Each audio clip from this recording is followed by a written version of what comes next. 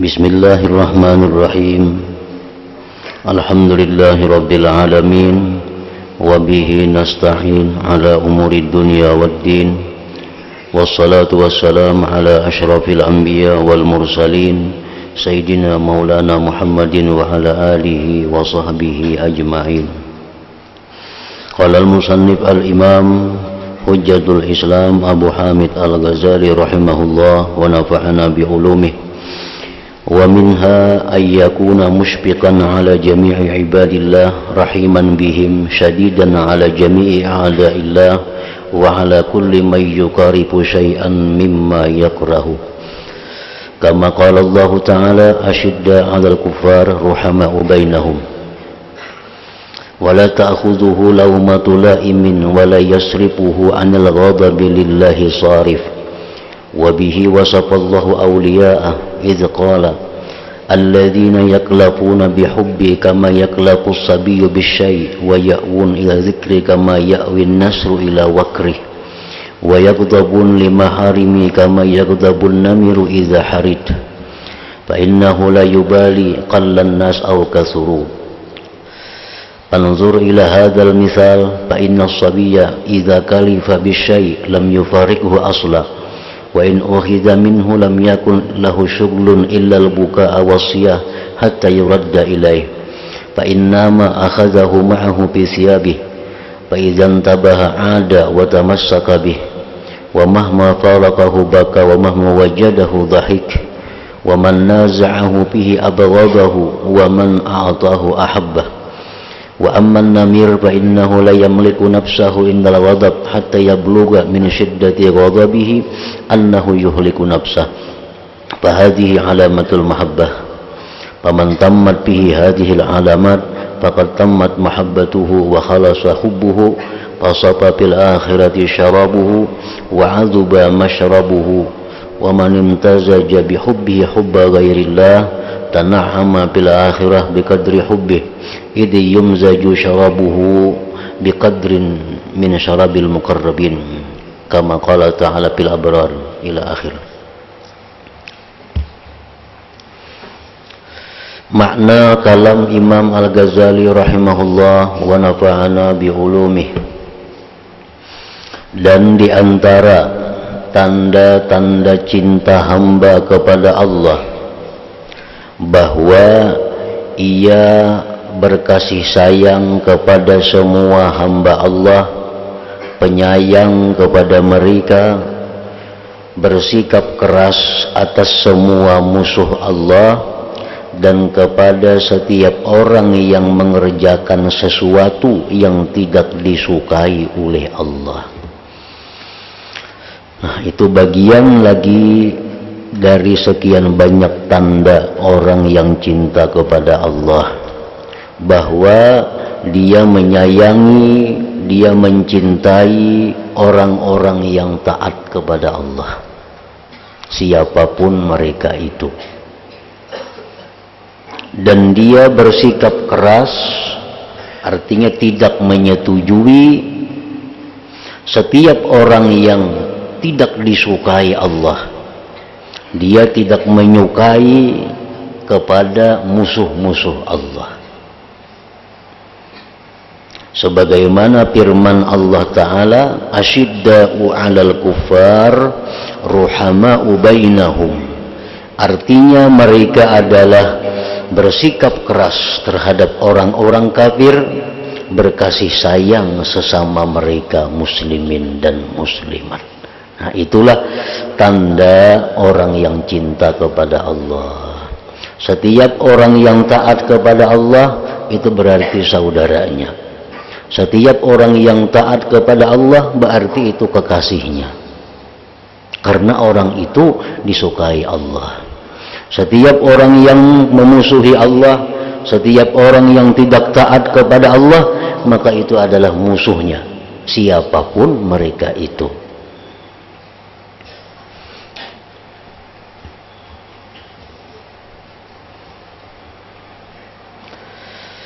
Dengannya Allah mensifatkan para walinya. Allah menjelaskan bahwa para waliullah itu seperti demikian. Mereka sayang, cinta kepada orang-orang yang taat kepada Allah, dan mereka memusuhi, bersikap keras kepada orang-orang yang menentang Allah, siapapun mereka itu, baik itu anak, baik itu bini, baik itu keluarga, baik itu siapapun. Kalau mereka itu tidak disukai oleh Allah, maka ia pun tidak suka kepada orang itu.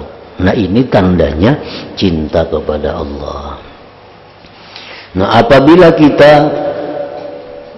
menyetujui, menyukai, kadang membenci orang yang dibenci Allah, berarti kita kada cinta kepada Allah. Berarti kita kada cinta kepada Allah. Kita menyayangi, mencintai orang yang dibenci Allah, berarti kita ini kada mencintai Allah. Berarti kita kada menghargai Allah. Umpamanya bini kita ada melanggar hukum Allah, kita diamkan, kita beranai, kita kada menegur, kita kada bertindak. Nah, maka kita ini kada cinta lawan Allah. Berarti lebih cinta lawan bini mananya. Ada anak kita melanggar hukum Allah, kita kada bertindak, berarti kita kada cinta lawan Allah.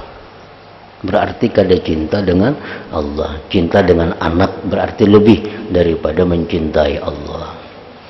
Nah, makanya itu ada peraturan dalam agama kita. Anak yang sudah berumur 10 tahun, nah, bila mana kada sembahyang, bila mana melanggar hukum Allah, itu dipukul. Ini membuktikan bahwa cinta kita kepada Allah melebihi cinta kepada anak. Anak yang berumur 10 tahun sudah disuruh sembahyang kada mau, kaina. Nah, pukul. Itu perintah agama. Arti perintah di situ perintah kewajiban orang tua. Bila kita kada memukul, kita akan dituntut anak di akhirat. Kita akan dituntut anak di akhirat. Akan disalahkan anak di akhirat. Andai kata anak itu ditanya oleh Allah, kenapa ikam kada sembahyang? Nah, abah mama ulun dahulu kada mendidik ulun sembahyang. Ulun kada sembahyang tetap aja diberi sidin duit. Ulun kada sembahyang tetap aja diberi makani sidin. Nah, jakanya dahulu abah mama tuh ulun kada sembahyang dipukul sidin, ulun kada wani sembahyang. Nah, disalahkan. Jadi di akhirat anak-anak yang kita sayangi nih justru memberatkan kita. Anak dipukul, kasihan inya. Tapi di akhirat kena anak ini lupa dengan kasihan kita itu. Kali ingat lagi inya. Yang penting inya selamat. Nah, di akhirat itu kada ada orang berpikir menyelamatkan orang lain, itu kada ada. Mengatakan di akhirat itu kada ada orang berpikir menyelamatkan orang, kada ada. Sebelum dirinya pasti selamat. Sebelum dirinya pasti selamat, semuaan orang berpikir menyelamatkan diri walaupun ibu bapaknya masuk neraka. Walaupun ibu bapaknya, anak bininya masuk neraka. Yang penting inya selamat. Nah, orang-orang yang mampu memberi syafaat, para ulama itu bisa memberi syafaat di akhirat. Para syuhada bisa memberi syafaat di akhirat. Orang-orang saleh bisa memberi syafaat di akhirat. Itu sesudah mereka dipastikan selamat. Kapan kita dipastikan selamat itu? Sesudah kita menerima buku catatan amal dengan tangan kanan kita.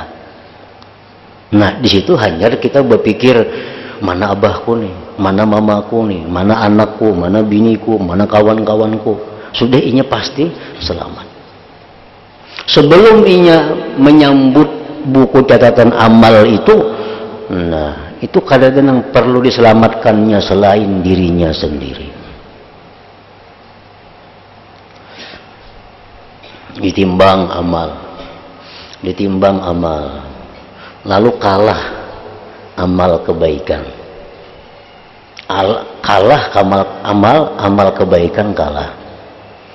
Lalu ujar, ini diberi kesempatan oleh Allah, cari amal-amal ikam, ada lagi tidak tinggal. Walaupun Allah Maha Tahu, tapi Allah memberi kesempatan, cari. Bila ikam kada berisi lagi amal kebaikan, cari. Kalau ada orang yang dalam dunia pernah menzalim ikam, ambil amalnya. Nah, ini timbangannya sudah kalah, amal kebaikannya sudah kalah, amal kejahatan menang. Ujar Tuhan, kalau macam ini ikam ke neraka mati. Ikam bisa selamat, tapi cari amal ikam. Kalau ada amal ikam, buat dalam amal kebaikan. Kalau kada ada, cari amal-amal orang yang menzalim ikam. Nah, di situ kita cari. Si anu pernah bahariasanya ada berhutang lawan aku tuh kada bayar. Nah, cari orangnya, diambil.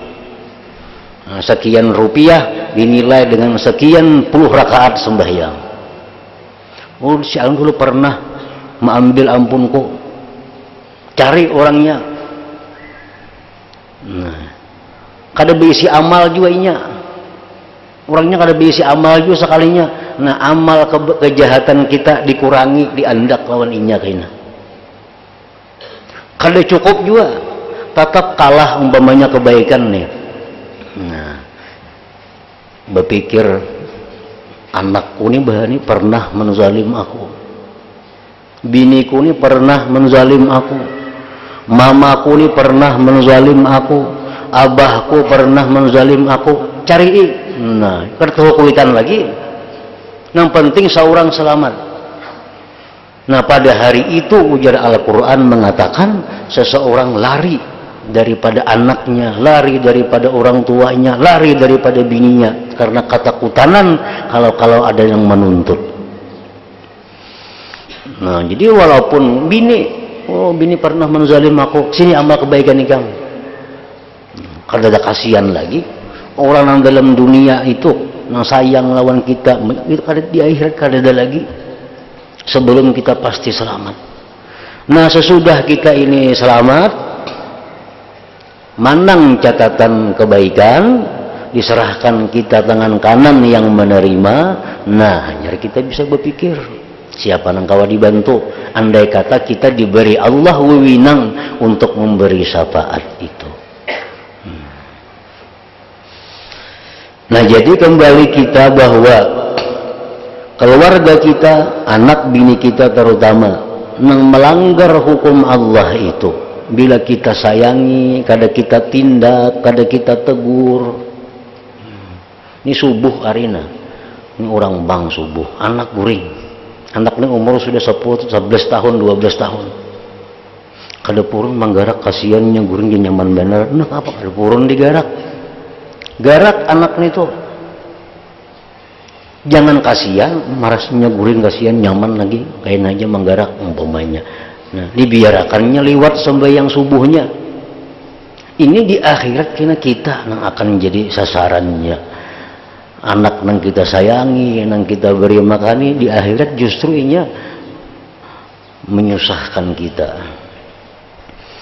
Nah, jadi Allah mensifatkan para wali itu bahwa mereka itu kada peduli siapapun, bila mana taat kepada Allah mereka cinta orang itu.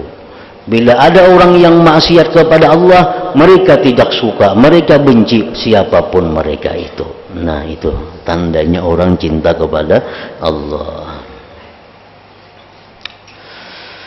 Karena dia berfirman, mereka memaksakan dirinya untuk mencintaiku. Nah, itu maksudnya mereka para walinya tadi gemar untuk mencintaiku. Maksudnya kayak itu. Para wali-waliku itu mereka gemar mencintaiku. sebagaimana anak kecil gemar dengan sesuatu.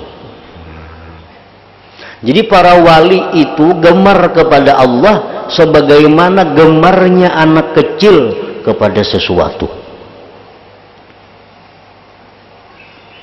Anak kecil tuh gemar lawan sesuatu. Kayak apa kita membayangkan?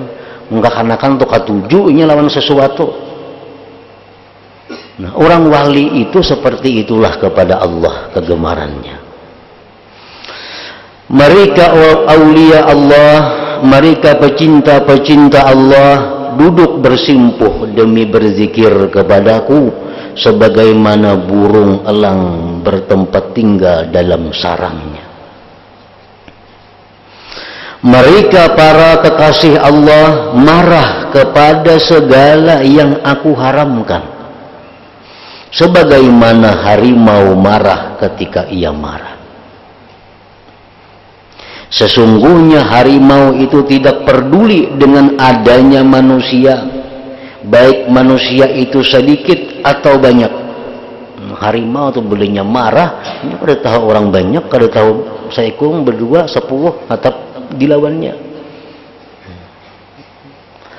Perhatikanlah pada contoh ini. Sesungguhnya anak kecil, kekanakan, apabila ia gemar dengan sesuatu, nah itu bacaannya.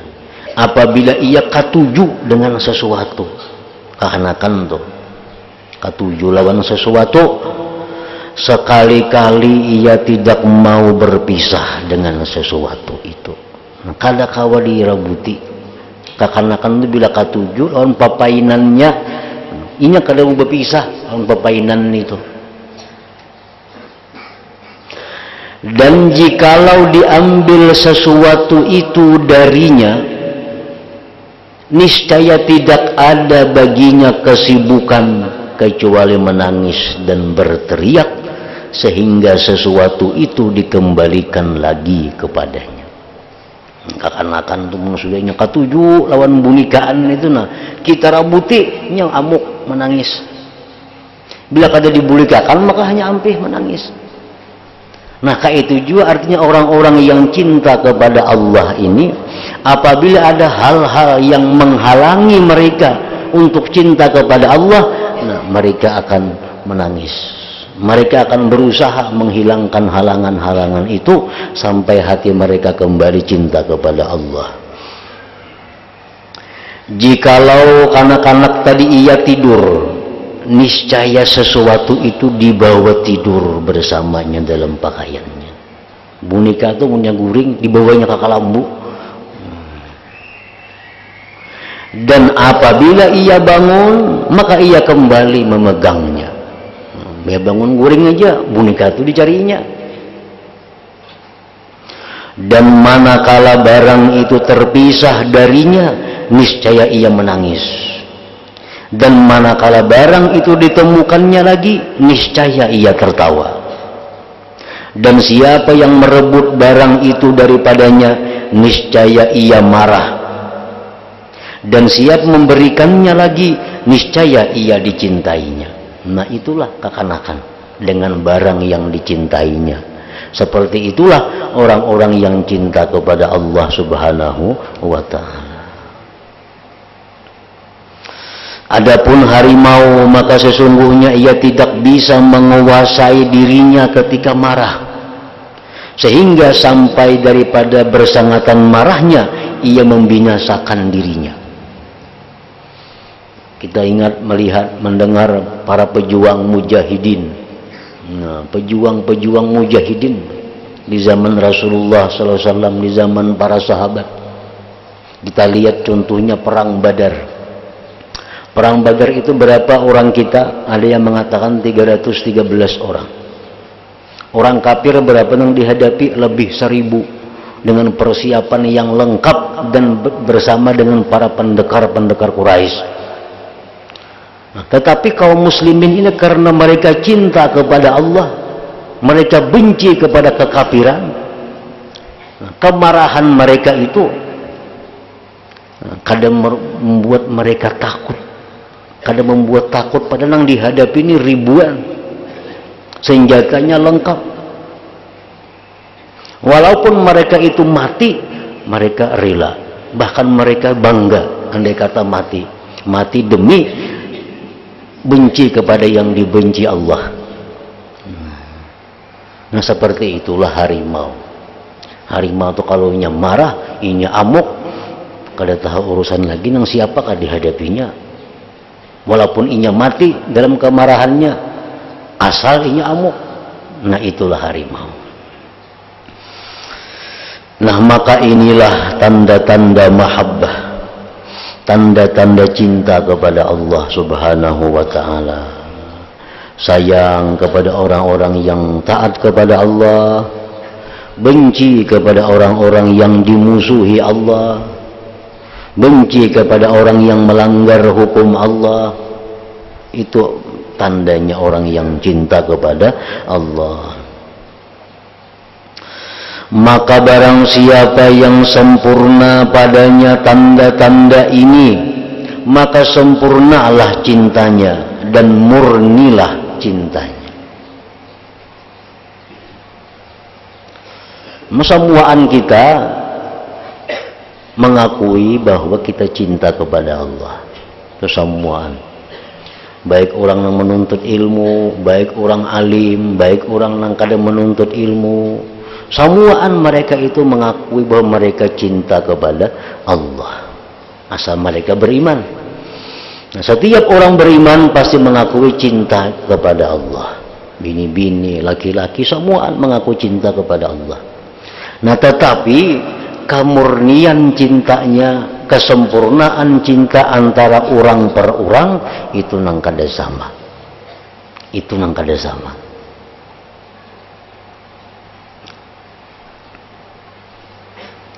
Orang yang cintanya sempurna kepada Allah, cintanya murni kepada Allah, maka bersih dan segarlah minumannya di akhirat. Orang yang murni cinta kepada Allah, di akhirat pun akan minum yang murni. Madu murni, susu murni. Bila dalam dunia cinta mereka murni kepada Allah, di akhirat pun sarabanang murni diberi kepadanya. Dan barang siapa cintanya bercampur dengan cinta kepada selain Allah, niscaya ia bernikmat-nikmat di akhirat dengan kadar kecintaannya itu. Sama aja juga, ini dalam dunia cinta kepada Allah, tapi cinta kepada bini melebihi daripada cinta kepada Allah. Cinta kepada Allah, tapi cinta kepada laki melebihi daripada cinta kepada Allah. Cinta kepada Allah, tapi cinta kepada anak, harta lebih daripada cinta kepada Allah. Nah, andai kata orang ini masuk surga, dia diberi minumannya pun kada murni juga. Ibarat madu bercampur laang madunya, kada murni lagi madu. Ibarat susu bercampur susunya. Nah, cintanya dunia pun bercampur juga sudah. Minumannya pun yang diberikan kepadanya saraba bercampur juga. Karena ia mencampuri minumannya dengan sekedar dari minuman orang-orang yang mendekat kepada Allah al-muqarrabin. Seapa kadar minumannya itu bercampur dengan kadar minuman orang muqarrabin, seitulah yang diberikan kepadanya. Jadi orang-orang yang baik, orang-orang yang cinta kepada Allah, tapi kadang-kadang cintanya kepada Allah itu dikalahkan oleh cintanya kepada harta, anak, bini, keluarga. Tapi ini orang baik, cinta kepada Allah, tapi kadang-kadang cintanya kalah. Nah, ini disebut ngarannya golongan abrar. Golongan abrar. Orang-orang yang cintanya murni kepada Allah, nya cinta juga lawan bini cinta, anak cinta, harta cinta, tapi di bawah kadarnya daripada cinta kepada Allah. Dibuktikannya, kalau bini melanggar hukum Allah, dia marah. Sayang lawan bini, tapi bila bini melanggar hukum Allah, inya marah. Sayang lawan anak, bila anaknya melanggar hukum Allah, dia marah. Nah ini ngarannya cinta kepada Allah melebihi daripada cinta yang lainnya. Nah kalau demikian halnya, itu golongan muqarrabin disebut. Nah, golongan muqarrabin, orang-orang yang sangat dekat kepada Allah Subhanahu wa ta'ala.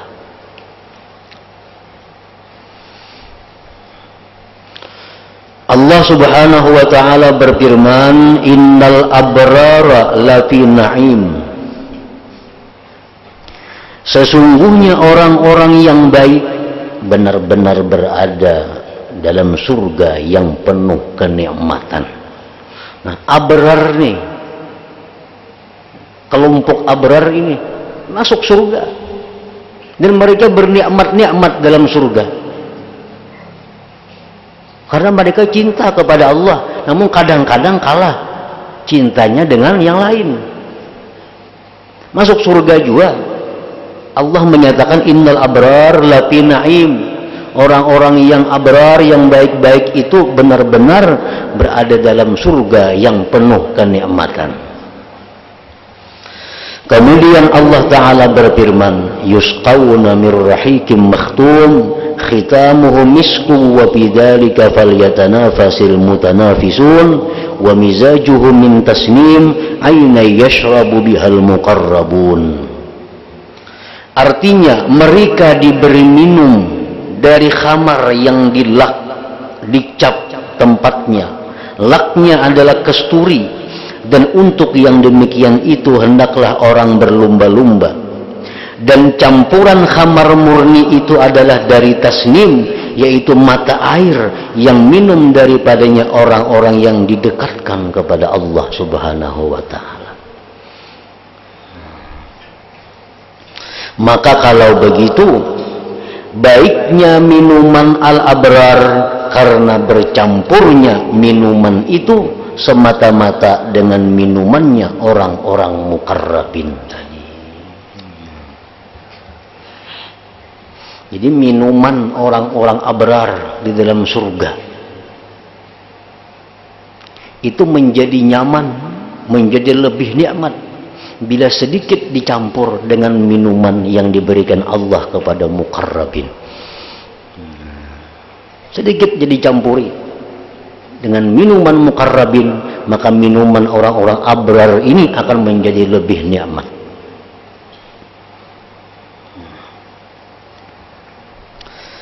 Minuman itu ibarat, minuman itu hanya simbol. Minuman itu ibarat dari himpunan kenikmatan surga. Kenikmatan-kenikmatan yang ada dalam surga itu diibaratkan dengan minuman. Sebagaimana kitab diibaratkan dengan semua amal perbuatan. Kitab, buku itu seringkali dicontohkan, diibaratkan Allah sebagai ibarat dari perbuatan manusia. Diibaratkan dengan kata-kata buku. Barang siapa diserahkan bukunya dengan tangan kanannya, maka dia selamat. Arti buku itu ada amal-amalnya maksudnya.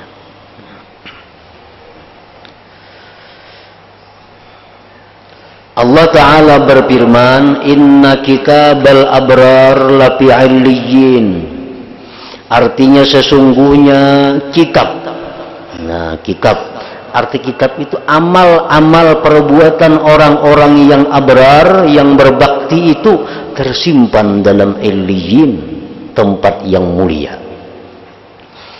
Kemudian Allah Ta'ala berfirman, yashhaduhul muqarrabun. Artinya yang disaksikan, yang melihat oleh mereka yang didekatkan kepada Allah. Catatan-catatan amal orang yang muqarrabin itu berada di tempat illiyyin ngarannya, dan itu bisa dilihat oleh orang-orang muqarrabin yang dekat kepada Allah. Tapi amal-amal muqarrabin itu kadang akan bisa dilihat oleh orang-orang abrar. maka tanda tingginya kitab mereka sampai setinggi yang kira-kira dapat disaksikan oleh orang-orang yang dekat kepada Tuhan al-muqarrabun.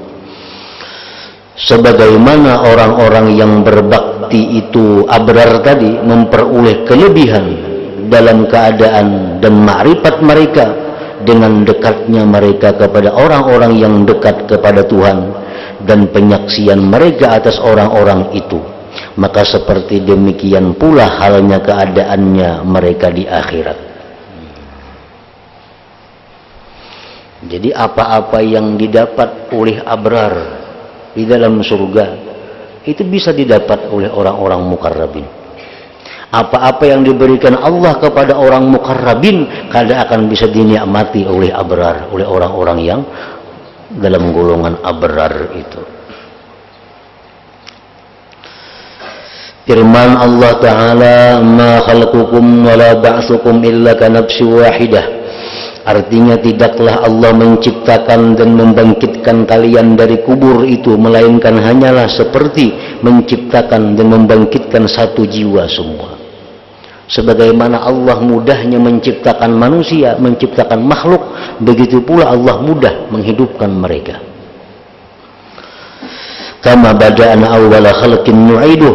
Artinya sebagaimana kami telah memulai penciptaan pertama, begitulah kami akan mengulanginya, membangkitkannya.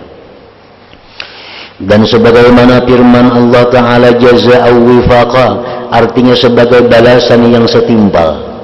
Maksudnya setimpal balasan dengan amal perbuatan mereka, maka dibalaslah yang murni dengan yang bersih dari minuman, dan dibalas yang bercampur dengan yang bercampur juga. Dan campuran setiap minuman sekedar yang terdahulu dari campuran itu pada kecintaannya dan amal perbuatannya.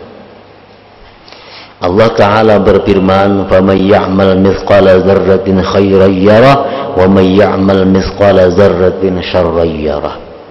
Artinya barang siapa yang mengerjakan kebaikan seberat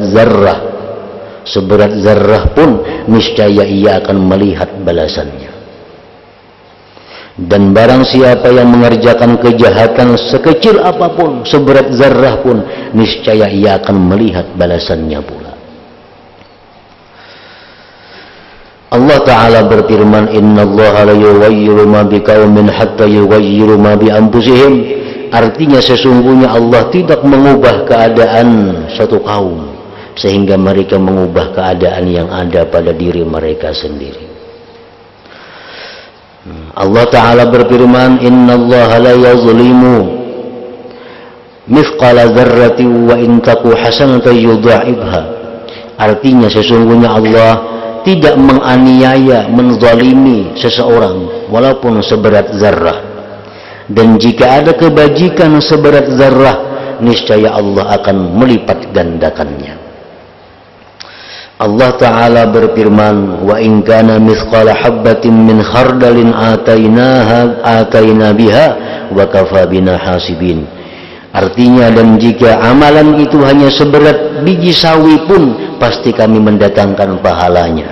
Dan cukuplah kami menjadi orang yang membuat perhitungan. Sebesar apapun cinta kita kepada Allah, itu ada hitungannya. Seberat apapun cinta kita kepada Allah, ada hitungannya. Dan ada balasannya. Barang siapa yang cintanya kepada Allah di dunia sekarang dan harapannya pada nikmat surga, bidadari dan istana besok di akhirat, niscaya ia ditempatkan di surga. Orang yang cinta kepada Allah, harapannya masuk surga, dapat bidadari, dapat istana, niscaya Allah tempatkan ia bersenang-senang dalamnya dengan segala macam yang dikehendakinya. Ia bermain-main bersama anak-anak dan ia bersenang-senang dengan wanita. Maka di sanalah kesudahan kelezatannya di akhirat.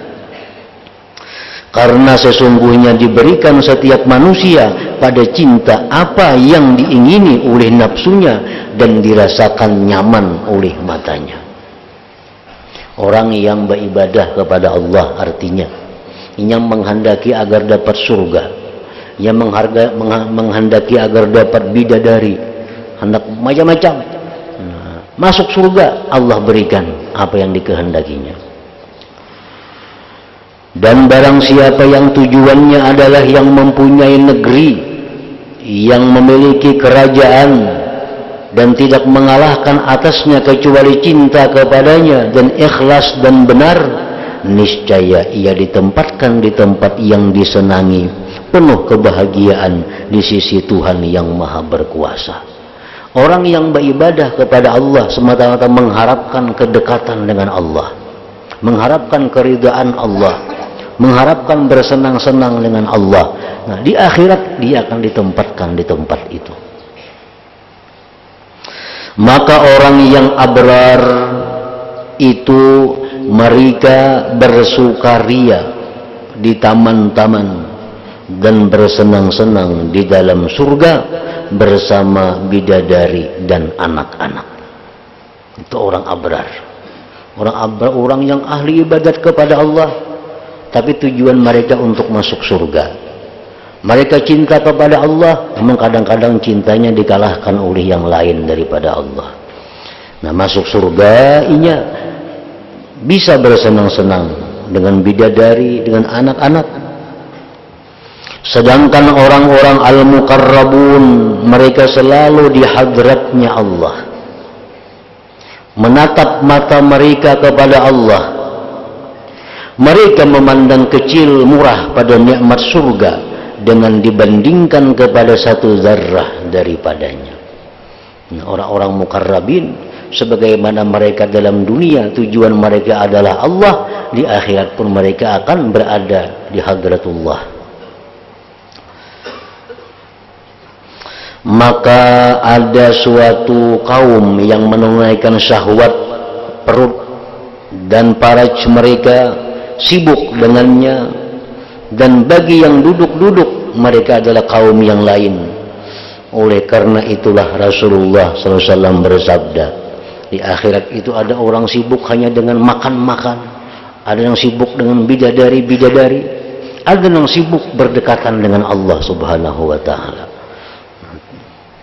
Karena itulah Rasulullah bersabda, aktsaru ahlil jannah al-bulhu wa illiyun lidawil albab. Kebanyakan penduduk surga itu orang-orang yang bodoh, sedangkan illiyun tempat yang mulia bagi orang-orang yang berakal. Namun orang nang pikirannya handap, pikiran pendek, himmahnya rendah, ia sudah merasa untung dapat bidadari, merasa untung dapat minuman segala macam, sudah merasa untung dapat istana, walaupun kada bertamuan Allah Ta'ala, ini sudah untung itu. Nah, tapi kalau orang-orang muqarrabin, orang-orang yang berakal, mereka nikmat itu mereka anggap remeh sebelum mereka bisa bertemu dengan yang memberikan nikmat, Allah Subhanahu wa Ta'ala. Dan manakala pendek pemahaman dari mengetahui makna illiyun, maka besarlah urusannya. Maka Allah Ta'ala berfirman, wa ma adraka ma illiyun. Apakah kamu tahu apakah itu illiyun? Illiyun itu satu tempat yang sangat mulia, yang kemuliaannya kada bisa dibayangkan, sehingga Allah mempertanyakan kepada Nabi, tahukah engkau apa itu illiyun? Nah, sebagaimana firman Allah Ta'ala, al-qari'atu mal-qari'ah wa ma adraka mal-qari'ah. Artinya hari kiamat. Kiamat itu hari yang dahsyatnya luar biasa. Hari kiamat, apakah hari kiamat itu? Tahukah kamu apakah hari kiamat itu? Nah, Allah hendak menjelaskan bagaimana dahsyatnya tentang hari kiamat itu. Nah, kemudian di antara tanda-tanda cinta hamba kepada Allah,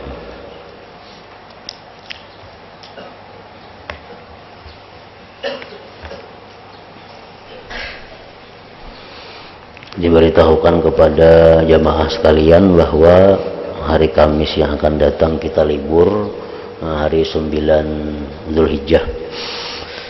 Kemudian lagi berseruan semuaan kepada jamaah laki-laki untuk menghadiri haul arwah ayah yang ke-19 hari Sabtu tanggal 11 Zulhijjah insyaallah jam 8 pagi.